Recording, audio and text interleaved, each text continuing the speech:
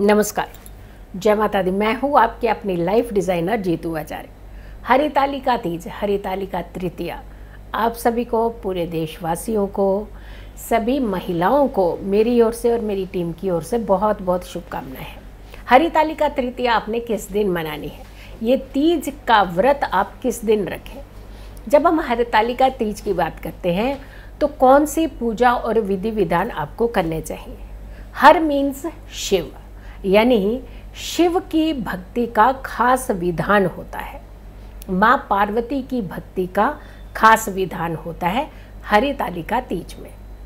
अब ये हरितालिका तीज जो है, महिलाएं अपने पति की लंबी आयु के लिए करती हैं। इस व्रत को निराहार और निर्जल इस व्रत को रखा जाता है। ये व्रत आपको किस दिन रखना है, किस तारीख को रखना है, पहले तिथि को आप समझिए।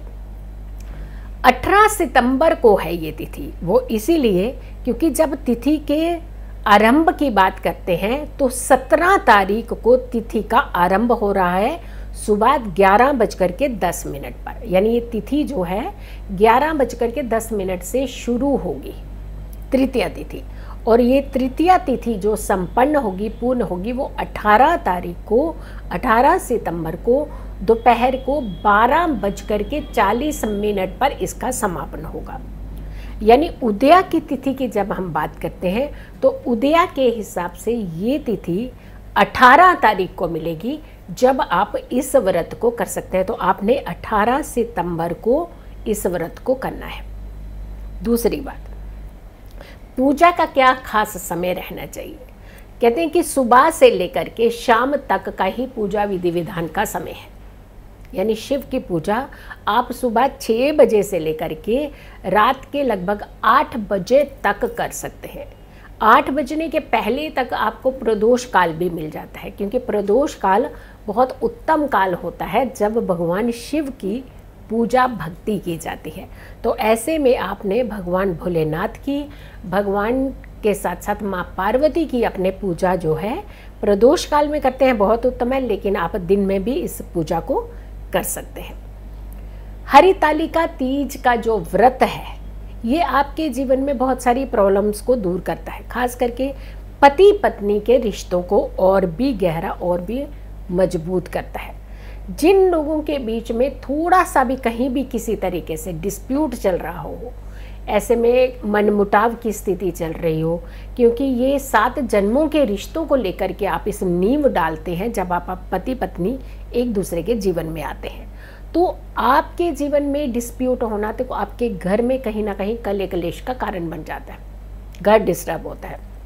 ऐसे में आपका तालमेल आपस में बने रहना बहुत ज़रूरी होता है। श्रद्धता के साथ आप तो बहुत इस व्रत को करती ही हैं, लेकिन साथ के साथ आपने एक महा उपाय है जो आपने इस तृतीया पर ज़रूर करना है। 16 श्रृंगार, क्योंकि माँ पार्वती को श्रृंगार बहुत प्रिय है। 16 श्रृंगार लाल रंग की चुनरी में डाल करके और एक जटा वाला नारियल, ये आपने सारी सामग्री इकट्ठी करके भगवान भोलेनाथ के साथ साथ माँ पार्वती की जहाँ तस्वीर हो, यानी एक जगह होते हैं कहीं शिवलिंग होते हैं लेकिन खाली एक तस्वीर होती है, भगवान भोलेनाथ की कहीं एक मूर्ति होती है, लेकिन ज़्यादातर सब जगहों माँ पार्वती साथ ही होती है। लेकिन कोशिश कीजिएगा माँ पार्वती और भगवान भोलेनाथ की जो साथ वाली तस्वीर हो, साथ मूर्ति हो, उस मूर्ति पर माँ पार्वती के समक्ष आपने इस चुनरी को अर्पित कर देना है।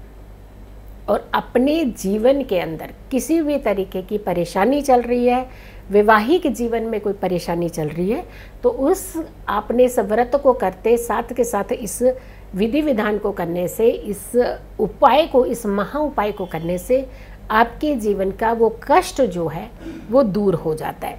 तो आपने ये उपाय ज़रूर करना है। बहुत सारे बच्चे होते हैं जिनके विवाह में खास करके दिक्कतें आ रही होती हैं, परेशानियां आ रही होती हैं, विवाह नहीं हो पा रहा था, लेकिन आप इस उपाय को करने से आपकी ये मनोकामना जो है वो पूर्ण होती है। क्योंकि इस दिन कहा जाता है भगवान भोलेनाथ और माँ पार्वती बेहद प्रसन्न होते हैं। अब ये उपाय आपको शाम को प्रदोष काल में ही करना है। हमने जैसे कहा कि 8 बजे के अंदर आप इस उपाय को कर सकते हैं, लेकिन आप इस उपाय को खास करके जो वर की वधू की तलाश कर रहे हैं, उन्हें आपने इस उपाय को शाम को 7 से 8 के बीच में ही करना है और 18 तारीख को ही करना है, क्योंकि 18 तारीख को ही है हरितालिका तृतीया। आपने क्या करना है, एक लाल रंग का वस्त्र लीजिए या चुनरी लीजिए, उसमें लाल रंग की चूड़ियाँ डालिए और लाल रंग की चूड़ियों के साथ आपने सिंदूर ज़रूर एक पैकेट या एक डिबिया ज़रूर डाल लेनी है।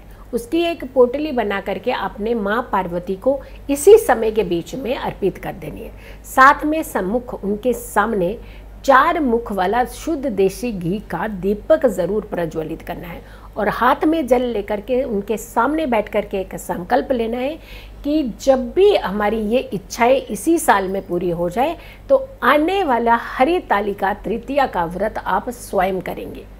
यकीन मानिएगा, माँ पार्वती बहुत जल्दी प्रसन्न होकर के इस मनोकामना को पूर्ण कर देती हैं, क्योंकि हर तालिका की बात जब हम करते हैं तो शिव के नाम को स्मरण होती है ये तालिका व्रत, और शिव की भक्ति में रम जाने का समय होता है। पूजा भक्ति अच्छे से कीजिए, शुद्धता से शुभता से इस व्रत को कीजिएगा। आपके जीवन में खुशियाँ भी बने, संपन्नता भी बने और समृद्धि भी बनी रहे। सो वीडियो को ज़्यादा से ज़्यादा लोगों तक ज़रूर पहुँचाइएगा। अगर चैनल सब्सक्राइब नहीं किया है तो ज़रूर कीजिए, वीडियो शेयर कीजिए और मेरी आने वाली हर वीडियो को ज़रूर देखें। खुश रहें, स्वस्थ रहें, पॉजिटिव रहें। पॉजिटिव रहते हैं तो हर समस्या से हम दूर रहते हैं। जल्दी हाजिर होंगे एक अच्छी वीडियो के साथ। तब तक के लिए नमस्कार, जय माता दी।